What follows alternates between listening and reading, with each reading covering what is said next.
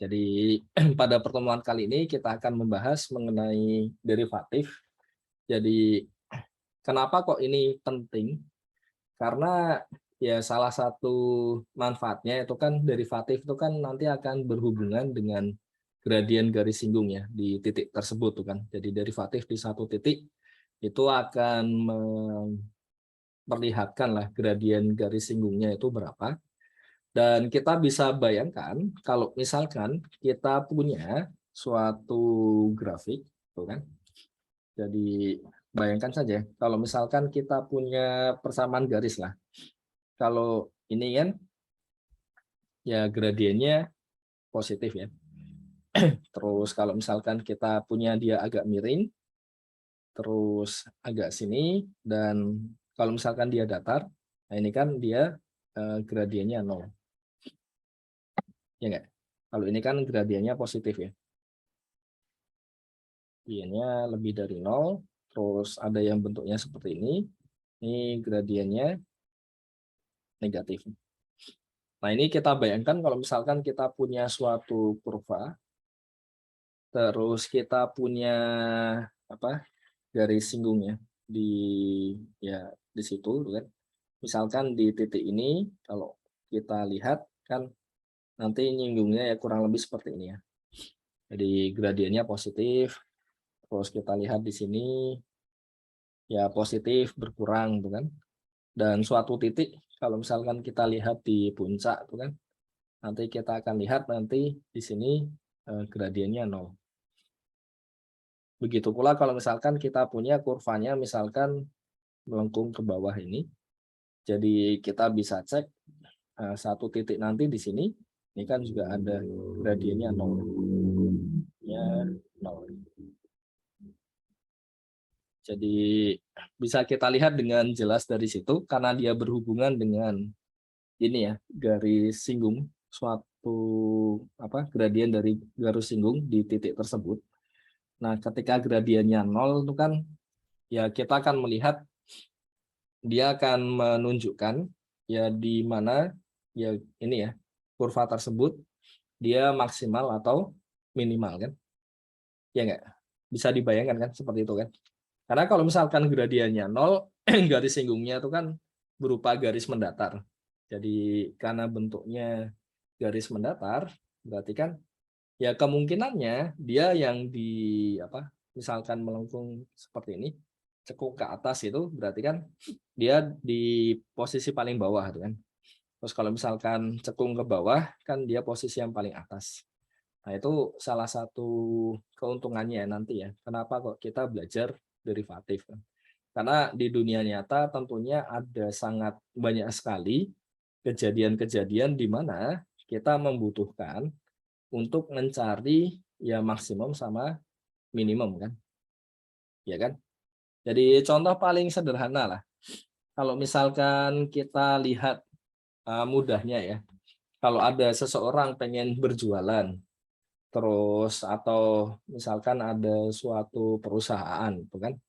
Ya pengennya kalau profit ya dimaksimalkan ya. Jadi misalkan kita punya suatu data penjualan, terus nanti kan bisa diinterpolasi ya. Terus habis itu bisa dicari fungsinya itu relatif terhadap ya banyak produksi, bisa relatif terhadap waktu, gitu kan. Nah, supaya keuntungannya maksimal, itu produksinya harus sekian. Jadi mudahnya kan seperti itu. Atau misalkan dalam bidang pertanian lah, supaya bisa profitnya maksimal, harusnya mungkin sekitar ya kalau misalkan kita punya dari sisi ini ya, contoh paling mudah itu inilah, dari sisi kalau misalkan kita punya suatu tanaman atau suatu pohon lah, itu kan ada biaya perawatan kan. Ada biaya perawatan, terus ada cost untuk yang lain-lain. Nah, supaya untuk memaksimalkannya, keuntungannya di situ, berarti kan ya relatif terhadap biaya perawatannya kan harus seperti apa ya. Atau seperti di peternakan kan juga ada ya, seperti itu.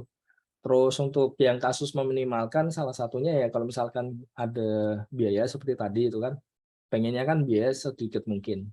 Nah ini ya beberapa kasus itu tadi itu bisa diarahkan lah, salah satu menyelesaikannya itu menggunakan derivatif. Ya kalau contoh misalkan meminimalkan tuh ya paling mudah ini ya. Saya pernah mendapat cerita di tahun berapa ya, saya agak lupa dulu. Sudah sangat lama. Jadi pernah ada suatu masa itu kerdus dari susu. Jadi susu yang 1 liter, tuh kan. Nah, kerdusnya itu berbentuk kubus. Nah, kenapa kok bentuknya kubus? Karena dengan volume yang sama, itu kalau bentuknya kubus, jadi kita punya ya atas bawahnya persegi, kanan kiri persegi, depan belakang persegi itu kan.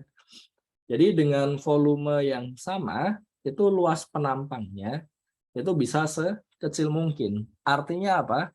Artinya adalah biaya untuk membuatnya akan lebih murah karena bahan baku kertas untuk membuat dusnya itu kan butuh lebih sedikit. Dan itu pernah terjadi gitu kan. Nah, itu salah satu manfaatnya kan. Jadi ya alasannya kenapa kan? Nah, alasannya ya bisa menggunakan derivatif ini untuk memperlihatkan hal tersebut. Jadi itu beberapa hal lah terkait dengan derivatif. Kenapa kok kita perlu ya untuk mempelajari ini ya? Karena sekali lagi di kehidupan nyata itu ada bukan lagi cukup banyak ya, ada sangat banyak tuh kan. Ya kasus-kasus yang dimana kita berhubungan dengan dua tadi ya. Itu baru yang dua tadi ini ya, belum sama yang lain-lain ya. Jadi hanya salah satu manfaatnya dari derivatif itu. Jadi ini ya sedikit mengingatkan ya terkait dengan turunan atau derivatif. Intinya kita bisa melihat di situ ya gimana fungsi itu berubah terhadap perubahan variabel. Dan kemiringannya tadi ya sama seperti ini. Jadi kemiringannya atau gradiennya ya itu dari garis singgungnya itu sama dengan turunan fungsi pada titik itu tadi. Jadi kalau kita coba definisikan, intinya kan kita ingin melihat perubahan dari ya x-nya. Jadi misalkan f-nya itu fungsi dalam x, kan? Kita punya fx. Nah itu nanti x-nya ketika dia berubah sedikit, ya kan? Nah nanti fx-nya itu ya seberapa banyak berubah kan? Nah di sini misalkan di c ya, jadi turunan di c. Kalau misalkan kita punya perubahan sedikit, makanya di sini kita punya limit ketika h mendekati 0. Nah, hanya cuma bergerak sedikit tuh kan. Nah, kita ingin melihat kan. Jadi selisih dari FC plus H dengan FC-nya. Atau kita juga bisa melihat yang di bawah ketika X sama C ini sudah sangat dekat. Nah, Fx sama Fc-nya itu ya seperti apa kan. Makanya kita lihat ya perperannya ini ya. Dan ini kalau kita lihat gambar yang di sini tadi benar-benar bisa kita lihat sebagai ya kemiringannya tadi ya dari garis singgungnya. Ini beberapa contoh yang menggunakan definisi, hanya saja tidak terlalu banyak saya singgung ya. Intinya kalau kita berpatokan dengan yang di SMA dulu, nah itu kalau yang depan ini mungkin nggak ada masalah ya, karena kan kita sudah kenal kan, nanti turunannya kan jadi 2-nya turun, pangkatnya kurang 1, terus di sini kan jadi 3 kan. Terus kalau kita mau mencari F aksen 1, itu kan 2 kali 1 dikurang 3, berarti jadi negatif 1. Dan ini jelas sama kan. Baik menggunakan definisi atau dari yang sudah kita kenal. Cuma yang jadi masalah adalah kalau kita nggak tahu awal mulanya dari mana, nah ketika F-nya diganti, nah itu kan jadi bingung ya. Padahal ya sama aja. Karena apa? Karena kita punya Fx itu, kalau kita punya nilai mutlak X min 2, berarti dia sama dengan X min 2 sendiri ketika X-nya lebih dari sama dengan 2. Tapi sama dengan minusnya, ya kan? Ketika X-nya kurang dari 2. Jadi turunannya gimana? Ya sama aja, seperti itu tadi ya. Jadi kita bisa melihat ya di situ. Jadi ya intinya ada banyak keuntungan lah kalau kita benar-benar memahami suatu konsep matematika itu benar-benar paham konsepnya ya, tidak hanya sekedar tahu rumusnya atau cuma tahu cara ngitungnya gitu kan. Karena terutama inilah di era sekarang kan nanti menyongsong ini ya Society 5.0 itu kan. Itu yang dibutuhkan itu kan lebih banyak ke ini ya, problem solving gitu kan. Terus kreativitas. Jadi kalau misalkan memahami matematika cuma sekedar ya gimana cara ngitung, terus gimana rumusnya, nah itu akan jadi berbahaya karena jadi nggak bisa mengaplikasikan kan di problem yang dibutuhkan ya. Jadi seperti itu. Cuma ini agak saya skip karena dari detailnya juga sudah ada. Terus pengertian terkait dengan limit kan adik-adik sudah tahu juga ya. Nah, dari sini kita bisa melihat ya F ini kalau kita lihat F aksen itu dia akan menjadi suatu fungsi ya. Jadi kita punya F aksen itu ya ini ya dengan ya domainnya ini kan semua anggota domain F di mana turunannya ada ya. Jadi ini definisinya untuk turunannya dan ini sebenarnya sudah kita kenal.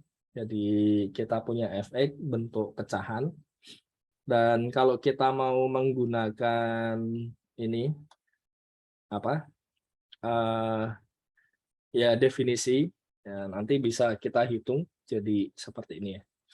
Cuma untuk yang menggunakan definisi tidak akan terlalu banyak saya bahas karena detailnya kan sudah tahu, terus terkait dengan limit kan juga tidak masalah ya. Jadi bukan permasalahan yang cukup besar. Dan apa yang terjadi untuk beberapa kasus khusus, misalkan contohnya kita punya fx sama dengan nilai mutlak dari x-2, kita mau mencari f aksennya kan. Ya, kalau misalkan ya kita kembali ke yang di SMA kan, kemungkinan besar ya kesulitan ya. Tapi ketika sudah kuliah ya tentunya tidak banyak ini ya, karena sekali lagi ketika memahami konsepnya, ya sudah kan, berarti suatu problem masih bisa dipecahkan. Contohnya ini ya, kita mau mencari f aksen dari ini ya. Nah, kalau kita kembalikan ke definisi, kita punya f aksen tadi, jadi limit h menuju 0, kita punya f dari x plus h dikurang dengan fx dibagi h ya. Jadi fx plus h itu apa? Kita mengganti x di sini dengan x plus h ya. Berarti dia jadi nilai mutlak x-nya ini diganti dengan x plus h. Jadi kita punya di sini x plus h dikurang 2. Terus kita bisa lihat di situ kalau kita punya di sini. Nah, untuk yang tadi, yang di awal tadi, kita punya ternyata turunan di 2 itu kan dari ini ya, mutlak S ini ternyata tidak ada. Kenapa? Karena kita punya endingnya di sini adalah limit H menuju 0, kita punya mutlak H dibagi dengan H. Padahal kita punya nilai mutlak dari H itu akan sama dengan H sendiri ketika hanya lebih dari sama dengan 0, dan negatif H ketika hanya kurang dari 0.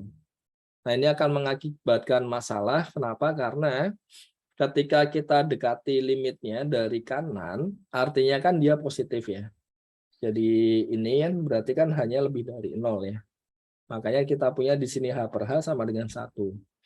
Tetapi ketika kita dekati dari kiri berarti ini hanya negatif ya. Jadi kita punya dia negatif H per H, dia akan sama dengan negatif 1. Jadi kita sudah tahu bahwa F aksen 2 untuk yang di sini dia tidak ada. Tapi apa yang terjadi kalau kita mau mencari F aksen X di mana X-nya tidak sama dengan 2 kan.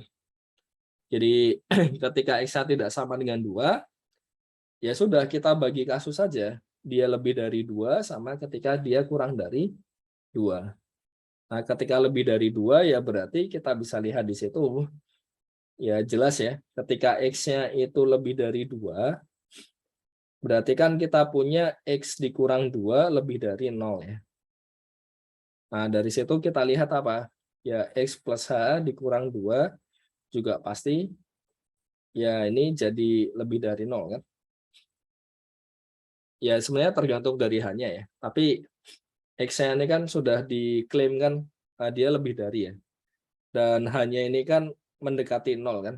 Jadi dia sekecil mungkin. Artinya selisihnya apa dengan X itu dengan 2 dia kan ya lebih inilah, lebih kecil lagi ya. Makanya kita bisa simpulkan bahwa nilai mutlak dari X plus H dikurang 2 akan sama dengan X plus H dikurang 2 ya. Jadi nilai mutlaknya kan bisa hilang di situ. Dan ini ternyata nilainya sama dengan 1. Nah, turunannya ketika X-nya kurang dari 2, ya sama kayak tadi, tapi masalahnya ketika X kurang dari 2, berarti X min 2, dia kurang dari 0 kan.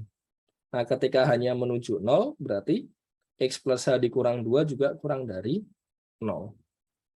Nah, maka dari itu di sini kita punya yang bagian nilai mutlak dari X plus H dikurang 2 akan menjadi negatif dari yang di dalam nilai mutlaknya. Nah, jadi meskipun tadi kita punya F aksen 2 itu tidak ada, tapi kita juga masih bisa mencari F aksen dari X ketika X-nya lebih dari 2 maupun ketika X-nya kurang dari 2. Ini dari sisi pengertian dulu ya. Ada yang mau ditanyakan mungkin sampai sini dulu?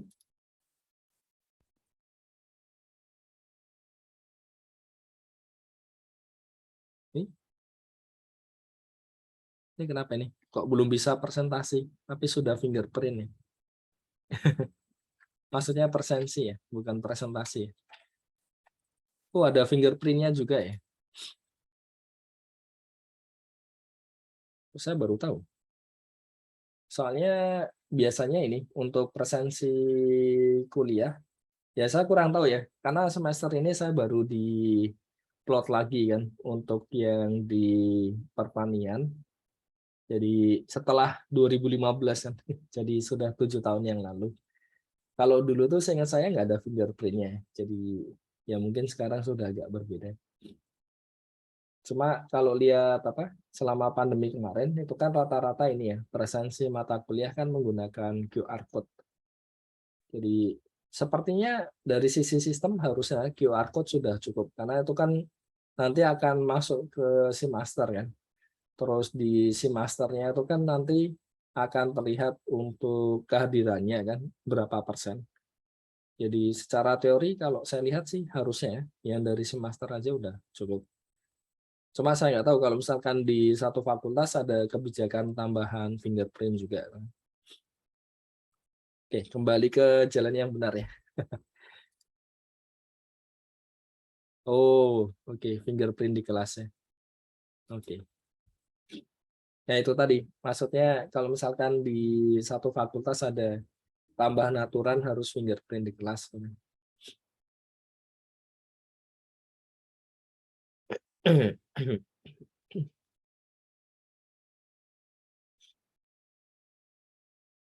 Oke, tidak ada.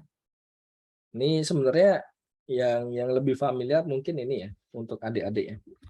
Jadi kita punya fx, kalau kita punya nilai mutlak x-2 itu kan jadi x-2, x yang lebih dari sama dengan 2, terus negatif dari x-2 itu kan. X-2 ketika x-nya kurang dari 2. Jadi dari sini kan kelihatan ya turunannya kalau pakai yang sudah dikenal dulu waktu SMA, turunan x-2 kan 1. Turunan minus x ditambah 2 itu kan min 1 ya. Nah, dari sini kan kelihatan ini posisinya kan x-nya lebih dari sama dengan 2. Jadi kita tulis yang lebih dari 2 dulu sama yang di sini kan kurang dari 2 ya. Ya enggak? Nah, pas di 2 itu kan dia di persimpangan kan. Dari kiri negatif 1, dari kanan 1. Makanya dia enggak dapat ya. Iya kan? Jadi kalau kita coba gambar grafik yang seperti ini itu kan kita punya 2, di sini 1. Nah, ketika di sini dia kan seperti apa? Di sini ya. Terus yang di sini kan negatif 1. Jadi bisa dilihat yang bagian turunannya ini ketika di sini kan kanan sama kirinya kan berbeda. Jadi ya itu ya kelihatan lah di situ kenapa kok turunannya tidak ada ya. Oke, cukup jelas ya. Nanti untuk latihannya silahkan dicoba sendiri. Terus kalau misalkan ada yang bingung ya silahkan ditanya bisa di kelas atau di grup kan. Jadi intinya kita buat ini se-open mungkin ya, seterbuka mungkin ya. Sini beberapa notasi untuk turunan dan bisa kita lihat kalau dia punya turunan, dia pasti continue. Ini latihannya, silahkan dicoba. Nah, kita masuk ke beberapa sifat dasar dari turunan. Jadi menggunakan definisi tadi, itu bisa kita tunjukkan sifat-sifat yang ada di sini. Jadi sifat-sifat ini itu tidak ya muncul tiba-tiba ya. Jadi ada alasannya lah di sana. Jadi pertama, ketika kita punya F-nya konstan, ya bisa dibayangkan ya, F-nya konstan kan. Jadi berapapun nilai X-nya, Fx-nya itu kan ya di konstan di C-nya itu tadi ya. Jadi misalkan Fx sama dengan C, berapapun X-nya, Fx-nya kan sama dengan C-nya kan. Jadi ya kita nggak peduli berapapun dia geraknya ke kanan kiri ya. Pasti yang bagian atas itu nilai F-nya ya Fx sama yang sudah agak geraknya. Misalkan Fx plus C, nah itu kan ya pasti selalu sama ya. Dan kalau kita lihat definisinya tadi, kita punya Fx dikurang Fc dibagi X min C kan, ketika X mendekati C.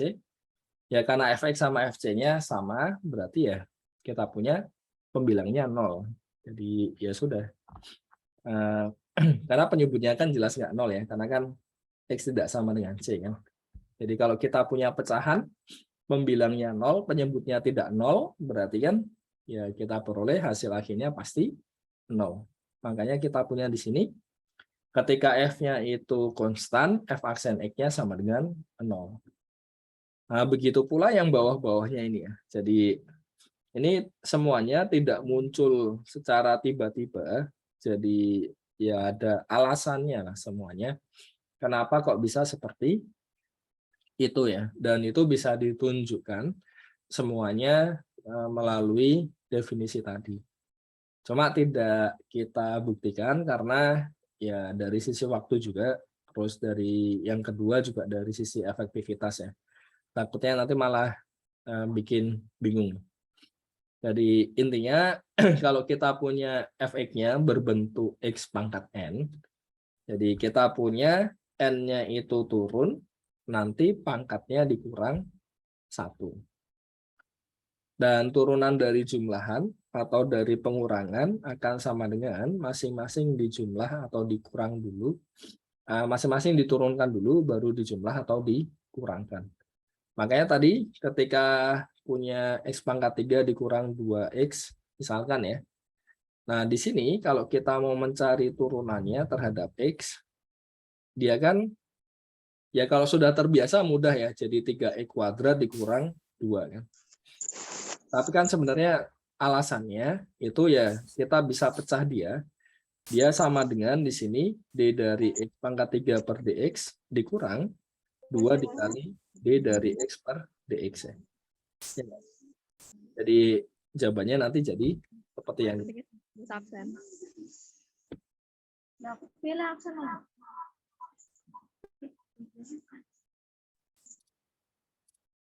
Oke. Oke ya. Jadi ya itu tadi. Ketika kita mendapatkan sifat-sifat ini ada dasarnya lah semuanya kan. Jadi kalau misalkan nanti suatu saat ditanya itu dari mana itu kan, ya sebenarnya dari pengertiannya lagi kan, pengertian dari turunannya. Dan perhitungan yang kita lakukan itu ya sebenarnya berdasarkan sifat-sifat ini kan. Jadi kalau di buku-buku kan biasanya pakai UV ya. Jadi turunan dari U plus V itu nanti jadi turunan U ditambah turunan V. Nah, kalau kita punya kelipatan skalarnya, ini kan kayak ini tadi ya. Jadi turunan dari 2 kali X, itu kan jadi 2 kali turunan X. Turunan X-nya kan 1. Makanya di sini kita punya ini 2. Terus kalau kita punya perkalian UV, kan jadi UV aksen tambah U aksen V ya, ya nggak? Atau U aksen V plus UV aksen juga nggak apa-apa kan, karena ya sama aja kan kalau penjumlahan kan komutatif ya. Cuma yang harus hati-hati di bagian ini, pembagian. Nah ini kan nanti turunan UV, jadi UV diaksenkan ini, U per V ini aksen, kan jadi U aksen V dikurang UV aksen dibagi V kuadrat. Jadi turunan yang atas dikali yang bawah dikurangi dengan yang atas kali turunan yang bawah, ini ada aksennya, dibagi dengan V kuadrat ya. Jadi kalau ini nggak boleh dibalik posisinya ya, karena kita kan punya pengurangan kan. Jadi pengurangan itu tidak komutatif, maka dari itu ya tidak bisa ini ya dibalik posisinya. Itu yang harus hati-hati. Oke, jadi supaya lebih mengingat lagi terkait dengan turunan, silahkan dicoba sekitar mungkin 15 menit ya. Jadi akan coba kita bahas pembahasannya. Nanti inilah, tolong masing-masing mencoba ya nanti ya. Terus nanti bisa coba di-compare tuh kan. Dari sisi waktu membutuhkan berapa menit kan. Supaya bisa membayangkan nanti ketika ujian itu sudah cukup lihai atau belum dalam hal menurunkan kan. Oke, jadi silahkan dicoba mungkin sekitar 15 menit, bisa seberapa banyak ya. Nanti kita tes lah pas di pembahasan, kira-kira 15 menit bisa seberapa banyak ya. Sekarang nanti bisa di-compare dengan ini ya adik-adik sendiri ya. Oke ya, jadi nanti jam 8 kita coba.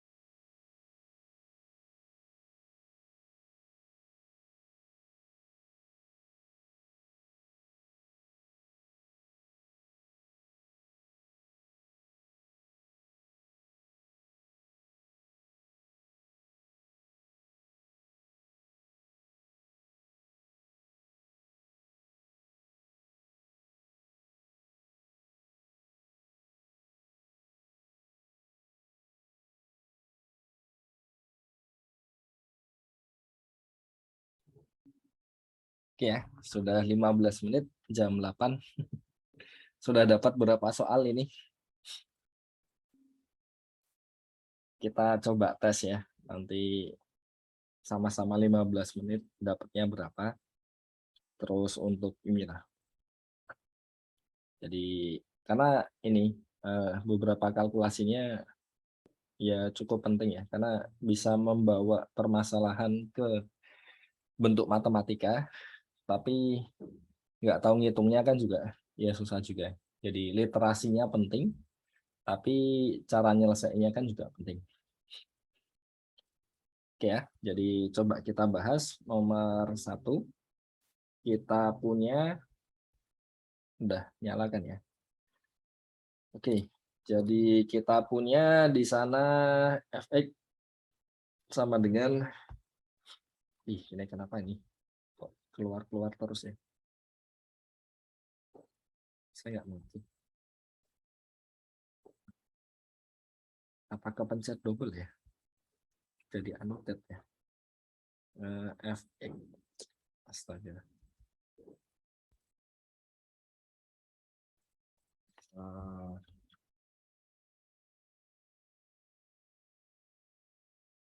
Saya nggak tahu kenapa kok muncul ini terus ya. Jadi 1, oke bisa. Fx sama dengan 1 plus 1/x kuadrat dikali 1 plus 1/x pangkat 3. Salah satu caranya itu bisa dikalikan dulu kalau pengen mudah ya. Jadi ini kita punya 1, dan supaya kelihatan pangkatnya, nggak susah, pangkatnya kita buat ke atas saja. Jadi ini jadi x pangkat min 2, terus jadi x pangkat negatif 5 kan. Makanya kita nyari f aksennya juga lebih mudah. Kenapa? Karena tinggal pangkatnya turun, dikurangi 1, ini turun, dikurangi 1, turun, dikurangi 1 kan. Jadi itu salah satu cara supaya lebih mudah ya. Jadi kita buat dalam bentuk berpangkat ya. Daripada seper-seperan kan mungkin bikin bingung kan. Ya contohnya inilah, fx sama dengan x seper x. Jadi di sini x seper x itu kan sama saja pangkat 3/2. Terus di sini e kuadrat akar x itu kan berarti pangkat 5/2 ya. Dan kita punya dia negatif karena dia di penyebut. Jadi kita punya turunannya jadi berapa? 3/2 x pangkat 1/2 dikurang 5/2 x pangkat, ini kurang 1 berarti 7/2. Itu ya salah satu cara supaya mempermudah ya. Jadi dikonvert ke bentuk x pangkat sesuatu. Terus yang ketiga kita punya apa ini? Fx sama dengan ae kuadrat plus bx plus c. Di sini ae kuadrat plus bx plus c dibagi dengan ce kuadrat plus bx plus a. Ce kuadrat plus bx plus a. Jadi turunannya apa? Ya turunan yang atas berarti kan jadi 2ax ya ditambah b kali yang bawah ce kuadrat plus bx plus a dikurang yang atas ae kuadrat plus bx plus c kali turunan yang bawah 2cx plus b dibagi dengan yang bawah kuadrat ya. Dikuadratkan. Selesai kan? Jadi tidak sulit kan sebenarnya kalau misalkan tahu cara menghitungnya. Terus nomor 4 ini ya. Ini kan sudah ini ya bentuknya kan. X pangkat 5/5 jadi fx sama dengan 1/5 x pangkat 5 terus dikurang 1/4 x pangkat 4 habis itu dikurang 1/3 x pangkat 3 ya. Jadi turunannya jadi apa? Kita punya 5-nya turun, 5 kali 1/5 habis ya. Terus di sini 4-nya turun, 4-nya habis. Terus di sini 3-nya turun, 3-nya habis. Selesai. Terus kita punya nomor 5, kita punya di sini 1/bla bla bla bla bla ya. Jadi sama kayak tadi, kita buat dalam bentuk perpangkatan. Jadi kita punya di sini X pangkat 3/2 dikurang dengan X pangkat 5/2 ya. Jadi turunannya gimana? Turunan yang atas kali yang bawah, jadi 0 dikali turunan 1 kan 0 ya. X pangkat 3/2 dikurang X pangkat 5/2 dikurang dengan yang atas dikali turunan yang bawah kan. Turunan yang bawah berapa ini? 3/2 X pangkat setengah dikurang 5/2 X pangkat 3/2 kan. Jadi pembaginya X pangkat 3/2 dikurang X pangkat 5/2 dikuadratkan. Jadi kita punya negatif dari itu tadi ya, 3/2 X pangkat setengah dikurang 5/2 X pangkat 3/2. Pembaginya adalah X pangkat 3/2 dikurang X pangkat 5/2 kuadratnya. Oke, ada yang mau ditanyakan dulu mungkin dari 5 awal? Karena turunan itu jauh lebih mudah dibanding dengan integral. Karena kalau integral itu kan ya ini ya, bentuknya sudah berbeda itu mungkin tingkat kesulitannya sudah naik drastis. Tapi kalau turunan bentuknya mau diapa-apakan masih relatif mudah untuk mencari turunannya. Tidak ada? Oke, tidak ada yang mau ditanyakan, berarti lanjut nomor 6. Ini nanti bisa otomatis ke-upload ke Elok. Jadi ya beberapa coretannya akan ini ya, langsung masuk ke Elok ya. Jadi fx ini sama dengan kita bagi dengan 7x kuadrat. Jadi kita punya di situ 2/7. Nah, yang atas itu pangkatnya 3/2, yang bawah pangkat 2 ya. Berarti kalau kita bagi masih meninggalkan negatif setengah ya. Terus ini dikurang 3/7. Yang atas pangkatnya 1, bawah pangkatnya 2. 1 kurang 2 berarti negatif 1. Jadi F aksennya jadi apa? Kita punya negatif 1/7 karena 2-nya kan enggak ya, ke cancel ya, benar ya. Terus ini X-nya pangkat kurang 1 pangkatnya. Kalau di sini kita punya plus karena negatif 1-nya turun, pangkatnya dikurang 1 kan. Jadi kita punya X pangkat negatif 2. Oke ya. Jadi relatif mudah kan.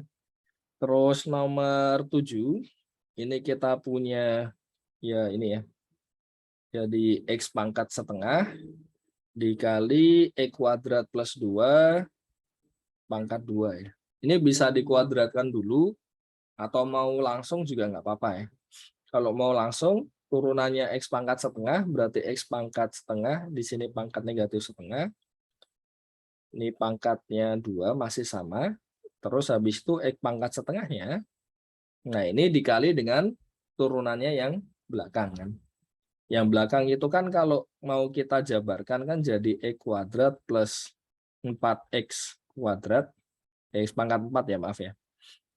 X pangkat 4 tambah 4X kuadrat tambah 4 kan. Jadi ini turunannya jadi 4X pangkat 3 tambah 8X. Ya enggak? Selesai ya. Terus nomor 8, kita punya fx-nya sama dengan itu. Apa itu tadi? E kuadrat dikurang 5X plus 2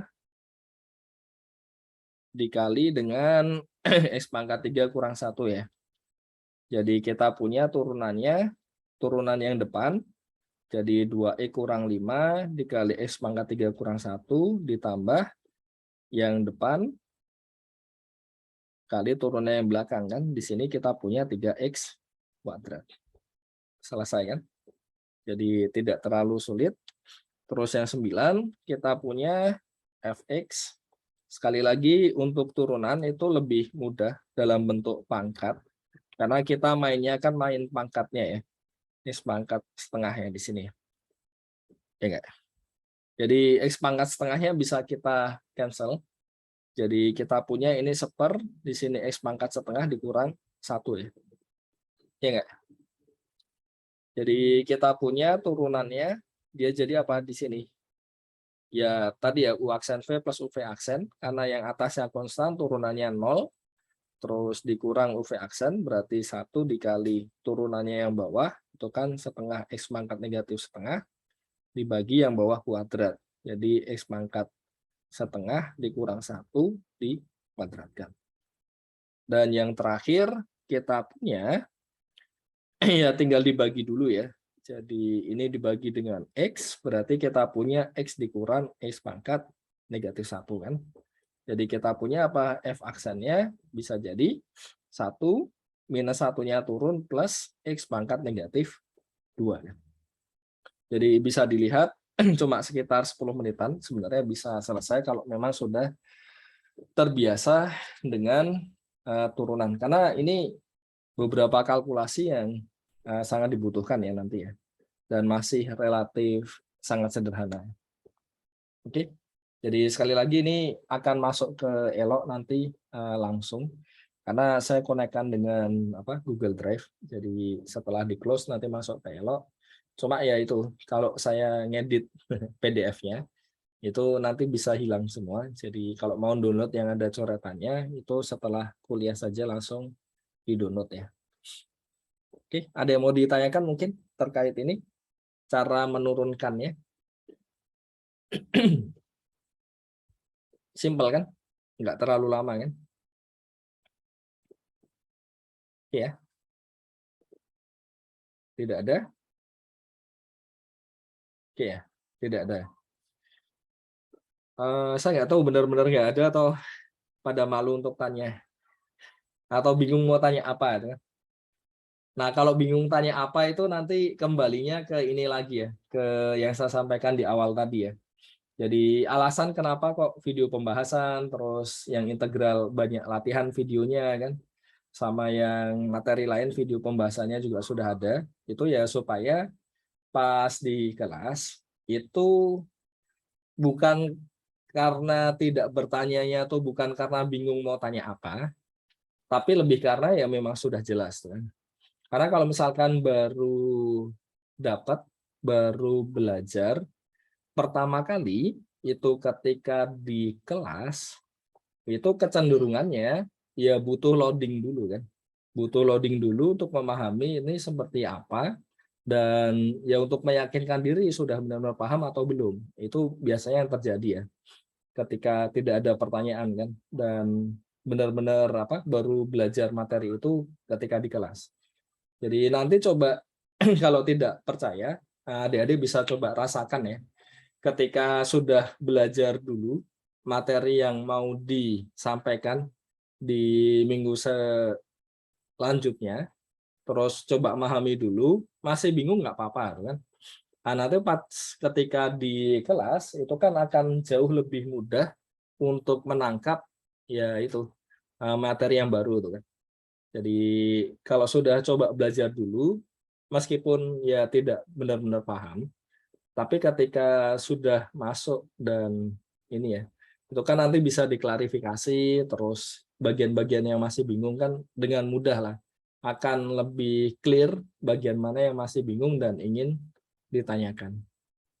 Dan tidak perlu ini ya, tidak perlu takut ini ya.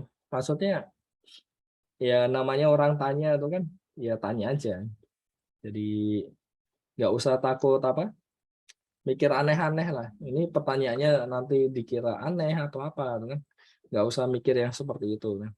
Karena overall ya siapa tahu kan temennya ternyata sebetulnya punya pertanyaan yang sama, cuma mereka takut mengungkapkan kan siapa tahu malah justru adik-adik kan bantu temennya kan kalau kayak gitu.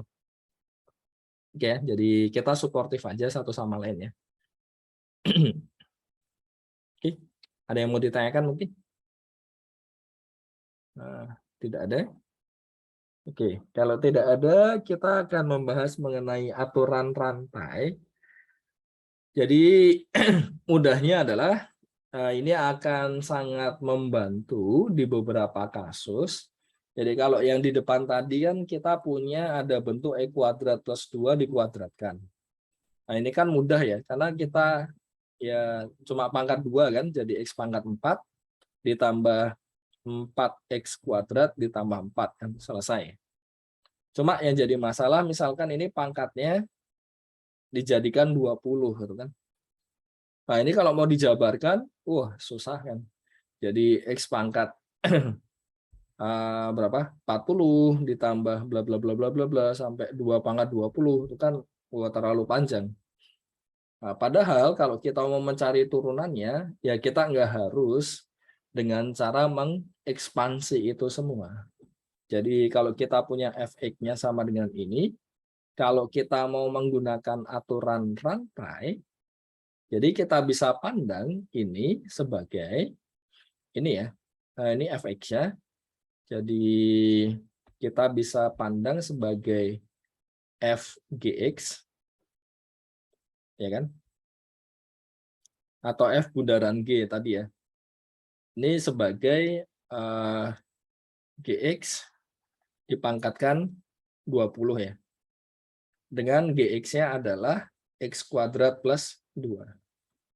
Nah, jadi kita bisa menghitung f aksen dari ya ini ya, f bundaran g aksen atau f gx aksen. Ini kan sama saja f bundaran gx. Jadi f bundaran g aksen. Nah, ini kan jadi f aksen terhadap gx dikali dengan g aksen x. Jadi kalau kita lihat seperti ini, gx pangkat 20 diturunkan terhadap gx. Jadi kita bayanginnya seperti x pangkat 20 diturunkan ya terhadap x, tuh kan? Atau a pangkat 20 turunkan terhadap a kan. Berarti tinggal jadi 20 kali gx pangkat 19. Nah, turunannya gx apa? X kuadrat plus 2. Berarti dia jadi 2x plus 1. Nah, ini salah satu manfaat dari aturan rantai dan aplikasinya ya.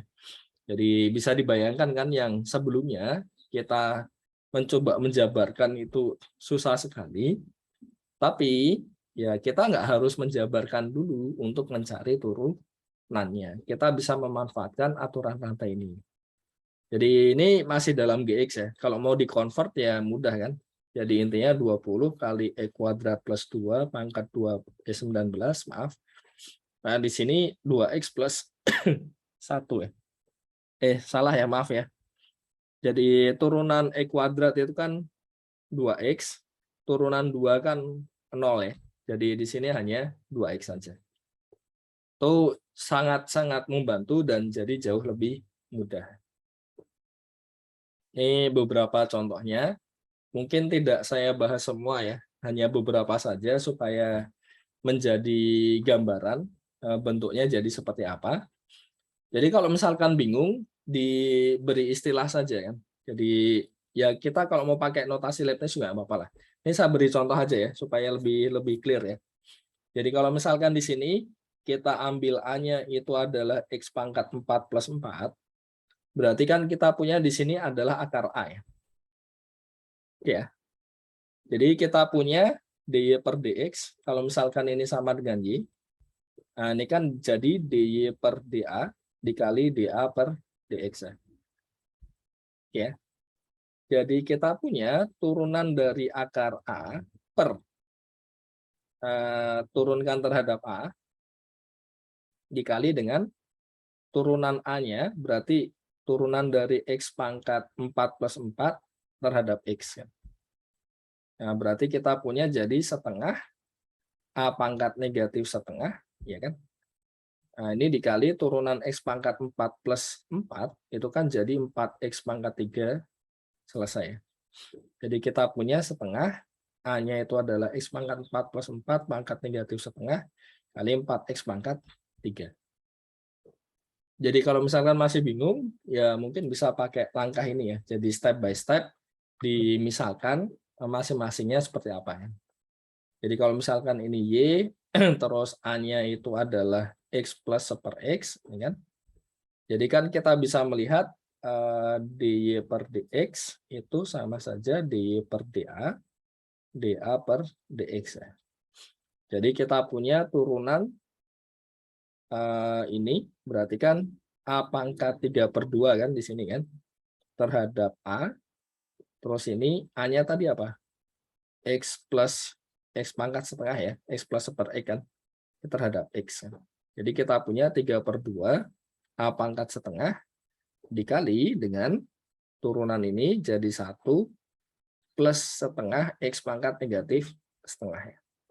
Jadi tinggal kita kembalikan lagi A-nya ya jadi yang awal ya, X plus 1/X pangkat setengah di sini 1 plus setengah X pangkat negatif setengah.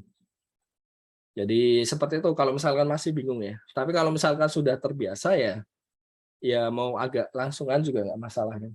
Jadi aturan rantai itu sangat mempermudah dalam hal mencari turunan fungsi yang dapat dipandang sebagai fungsi komposisi. Oke, ada yang mau ditanyakan dulu mungkin yang ada di sini? Silahkan. Oke, tidak ada. Ya, tidak ada. Nah, bagaimana dengan inverse?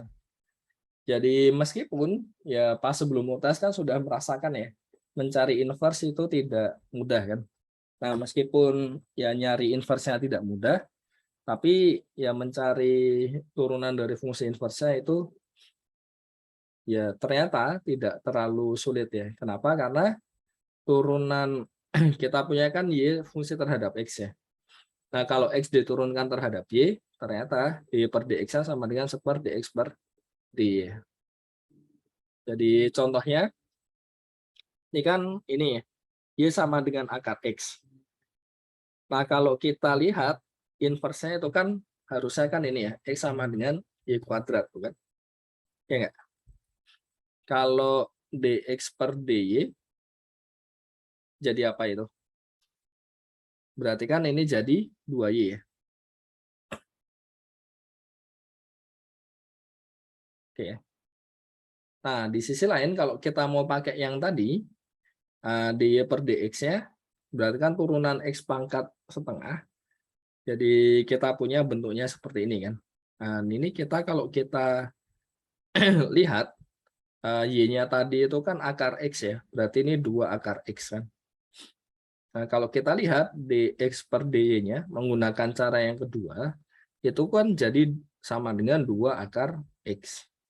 Jadi bisa kita lihat ternyata ya mau kita cari inverse-nya dulu, baru dicari turunannya, hasilnya akan sama dengan ya menggunakan metode yang kedua ini kan. Jadi 1 dari turunan dy per dx. Jadi ya relatif sangat mudah lah untuk mencari ini ya. Oke, ada yang mau ditanyakan mungkin? Tidak ada.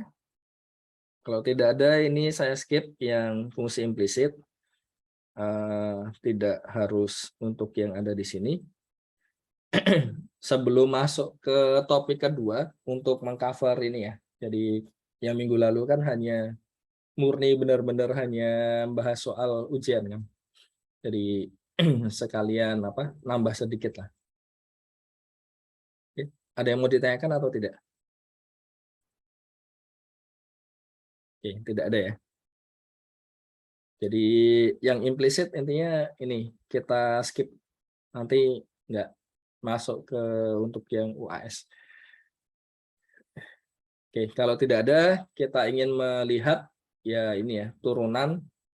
Kan kalau kita punya suatu fungsi, dia punya turunan, terus kita bisa lihat ya ada kemungkinan turunannya itu masih punya turunan lagi gitu kan.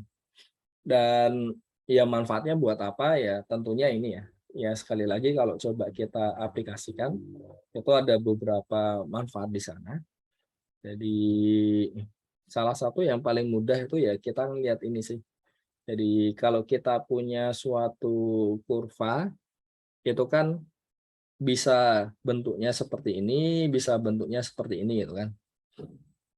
Kalau misalkan bentuknya seperti ini kan misalkan kita ingin mencari maksimumnya, nah kita akan dapat ya. Cuma masalahnya kalau kita tidak menggambar kurvanya atau cukup sulit untuk menggambar kurvanya, itu kan agak ya tidak mudah juga untuk melihat apakah dia merupakan ya maksimum atau minimum kan. Karena kita nggak tahu apakah dia cekung ke bawah atau cekung ke atas. Nah, ini salah satu manfaatnya untuk yang derivatif tingkat tinggi, itu bisa untuk melihat itu kan. Artinya apa? Ya itu tadi, ketika kita punya, misalkan garis singgungnya ini sama dengan 0 di sana ya. Nah, nanti kita bisa melihat apakah dia merupakan ya maksimum atau minimum. Meskipun ya sekali lagi ya, kalau kita punya kurva kan, bisa jadi kan misalkan bentuknya kayak gini, terus naik lagi itu kan. Jadi ya maksimumnya di sini nggak benar-benar maksimum untuk semuanya ya. Tapi kan setidaknya bisa jadi calon maksimum. Jadi seperti itu.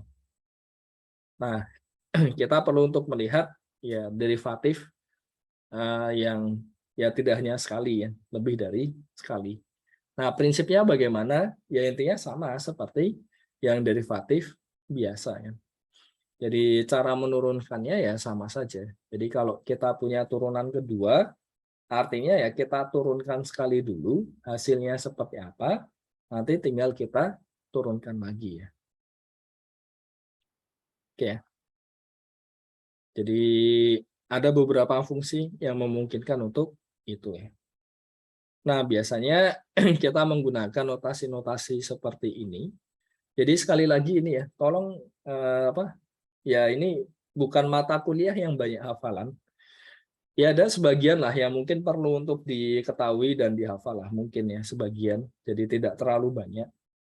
Tapi sebagian besar ini bukan mata kuliah untuk hafalan dan matematika itu sebenarnya juga bukan untuk hafalan kan. Jadi kalau misalkan merasa dulu belajar matematika isinya rumus-rumus itu ya justru malah dipertanyakan ya sebenarnya. Itu benar-benar matematika atau bukan ya. Karena matematika itu tidak hanya sekedar rumus, tapi lebih banyak ke pemahaman konsep kan. Jadi memahami konsep itu ya tidak hanya sekedar menyelesaikan problem kan, tapi lebih dari itu ya. Jadi itu eh, ya kebiasaan yang perlu dihilangkan ya. Jadi tidak hanya sekedar rumus, tapi ya memahami lah. Di balik itu sebenarnya ada apa. Jadi untuk yang tingkat tinggi salah satunya itu tadi ya. Jadi manfaatnya kenapa kok kita mengarahkan ke sini. Jadi kita bisa nurunkan yang pertama, kedua, dan seterusnya. Kalau memang itu memungkinkan. Jadi tergantung dari fungsinya. Jadi contoh, misalkan kita punya Y sama dengan ini. Turunan pertamanya itu kan berarti tiganya turun. Jadi di sini 6. Pangkatnya kurang 1, jadi 2. Ini 2-nya turun, jadi di sini negatif 8, pangkatnya kurang 1, jadi X saja. Terus ini 7X turunannya kan jadi 7 kan. Ya enggak? Nah, dari sini kelihatan di sini jadi polinomial lagi ya. Dan polinomial jelas dia akan punya turunan. Nah, turunannya apa? Ya sudah, kayak tadi lagi. Jadi 2-nya turun, jadi 12, pangkatnya kurang 1. Terus 8X turunannya kan 8 ya. Nah, bisa kelihatan di sini juga polinomial lagi. Dia juga punya turunan kan. Nah, ini coba kita turunkan lagi ya. Jadi ini jadi 12, turunannya konstan jadi 0. Nah, jadi ini masih bisa diturunkan lagi ya. Turunan kelimanya kan turunan dari 0 ya 0 ya. Begitu pula seterusnya ya. Jadi ke-6-nya, ke-7-nya, dan seterusnya. Jadi bisa dilihat ada fungsi di mana kita bisa mencari turunannya terus-menerus. Ya, salah satu contohnya polinomial. Jadi contohnya ini ya, kita coba untuk melihat. Jadi hari ini kita akhiri sampai sini ya. Paling tidak kan sudah punya gambaran lah untuk yang tingkat tinggi. Untuk yang minggu depan kita lihat beberapa ya turunan untuk beberapa fungsi lah. Dan juga aplikasi ya, aplikasi dari derivatif. Jadi contoh misalkan ini kita punya A-nya ini ya. Yang A, kita punya apa? Di per dx berarti jadi apa ini? Kalau Y-nya seperti ini,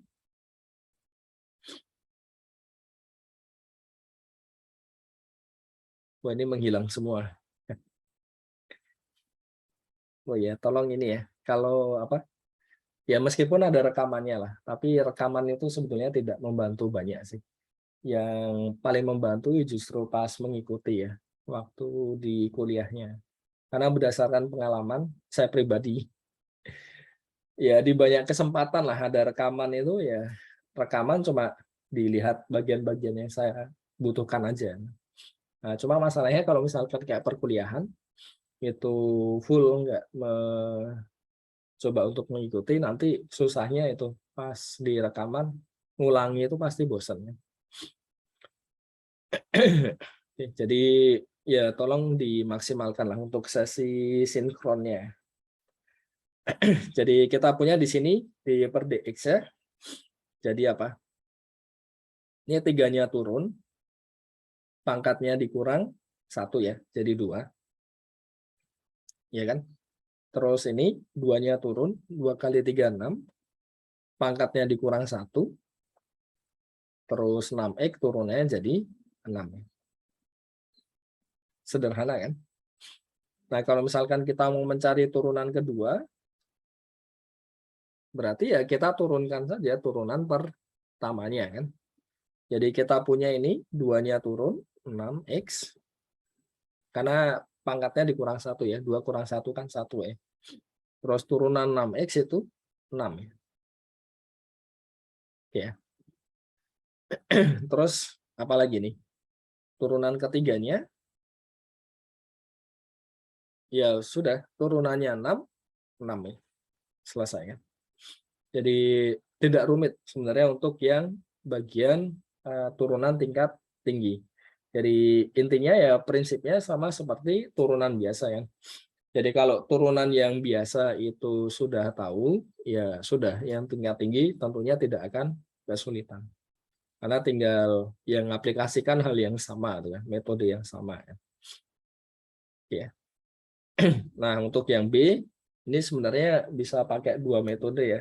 Bisa dijabarkan dulu karena hanya pangkat 3, tapi juga bisa menggunakan aturan rantai. Kalau pakai aturan rantai gimana? Ya aturan rantai ya sama aja.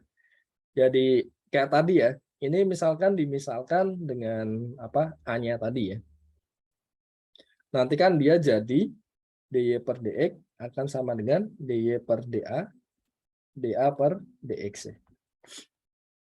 Ya kan? Jadi kita punya apa? Dy per dx-nya turunan A pangkat 3 terhadap A, 3-nya turun, dikali dengan A, hanya 3x plus 5, pangkatnya dikurang 1, jadi 2. Nah, selanjutnya tinggal dikali dengan turunan X terhadap, turunan ini ya, A terhadap X kan. Turunannya 3x, ya 3 kan. Ya enggak? Turunannya 5, 0. Jadi kita punya 9 dikali ini ya. Terus gimana cara mencari turunan kedua? dx2, ini 9 ya. 9-nya kan enggak mempengaruhi apa-apa ya, karena dia konstanta. Terus sama kayak tadi, 2-nya turun, ini tetap pangkatnya dikurang 1 ya. Dikali dengan turunan yang di sini ya. Jadi turunannya 3x itu 3. Terus turunan ketiganya, ini 9 kali 2 kali 3, 27 kali 2, 54. Turunannya 3x berapa? 3 ya. Selesai kan? Jadi 54 kali 3, 162 kan? Oke. Nah, ada yang mau ditanyakan nggak terkait dengan turunan tingkat tinggi? Ini kemungkinan besar kita nggak masuk sampai ke sinus ya, supaya tidak apa bingung kan. Untuk yang sinus nanti sekalian di minggu depan.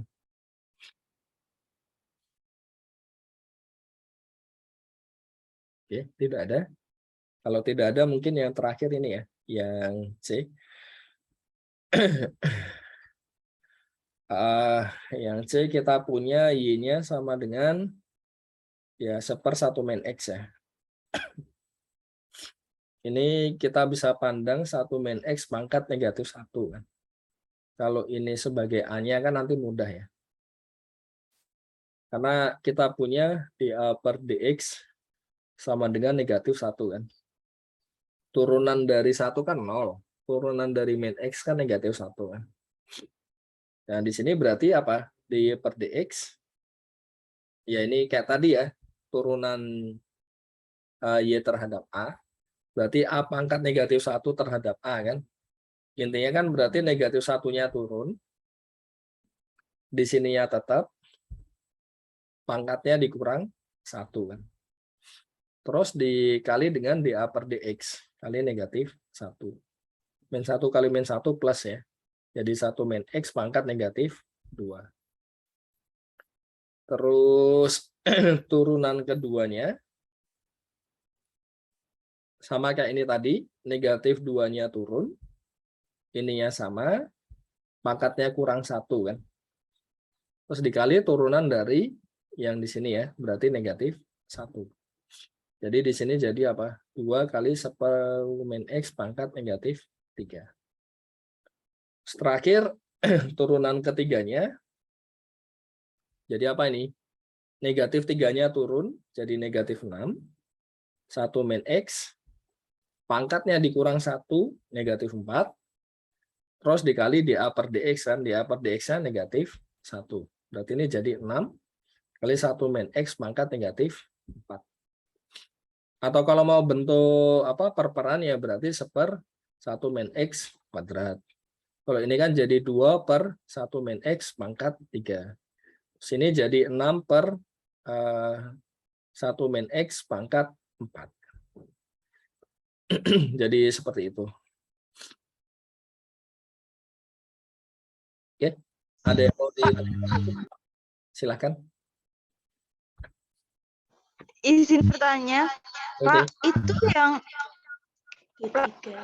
yang D3Y per DX pangkat 3. Nah, yang sampingnya, Pak, sampingnya. Nah, ya. Kan itu kan kalau min 3 kalikan min 2 kan hasilnya positif 6. Oh. Kok di situ minus 6? Oke. Karena ini kan hasil akhirnya kan ini kan tadi. Oh. Kan ada min 1 kali min 2 kan. Ini kan 2. Jadi min 3-nya turun kan jadi min 3 kali 2 kan. Iya nggak? Saya sengaja ngaliin supaya nggak bingung sama minusnya kan. Karena kalau nggak dikaliin dulu kadang-kadang terlupa itu loh. Kalau di belakang ada minusnya.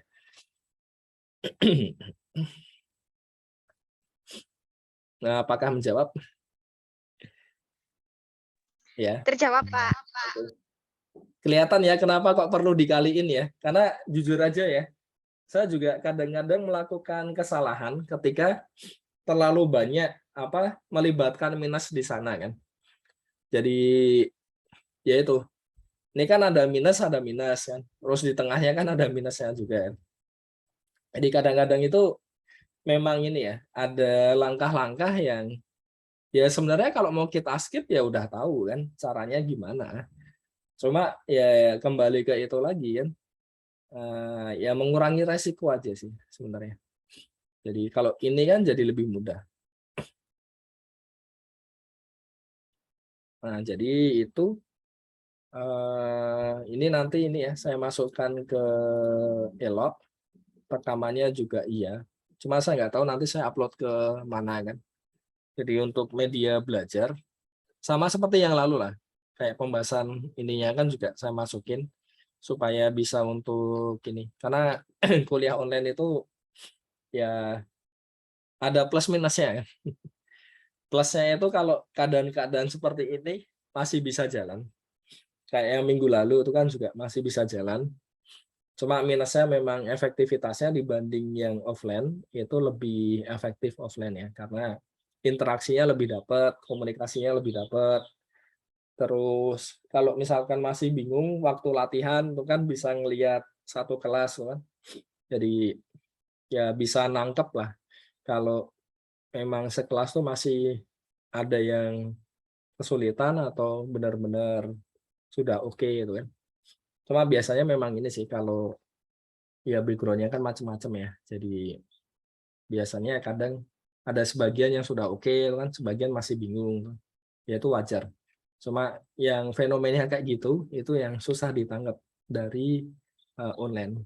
Makanya tetap nanti kalau tidak ada apa ya aneh-aneh itu, saya usahakan tetap ini. Cuma dari adik-adik mahasiswa juga kalau misalkan apa, ya itulah belajar dari pengalaman yang sebelum UTS. Jadi kalau badannya memang baru tidak fit dan cukup parah misalkan batuknya, gitu kan, jangan dipaksakan untuk ke kampus ya. Jadi nanti tinggal disampaikan saja, akan saya bukakan untuk online-nya juga, linknya sama kan. Jadi nanti bisa mengikuti lewat online. Cuma kalau memang tidak sakit, tidak ada halangan, kan sebaiknya ya tetap ke kampus karena ya efektivitasnya beda. Oke ya, itu ada yang mau ditanyakan mungkin sebelum kita akhiri?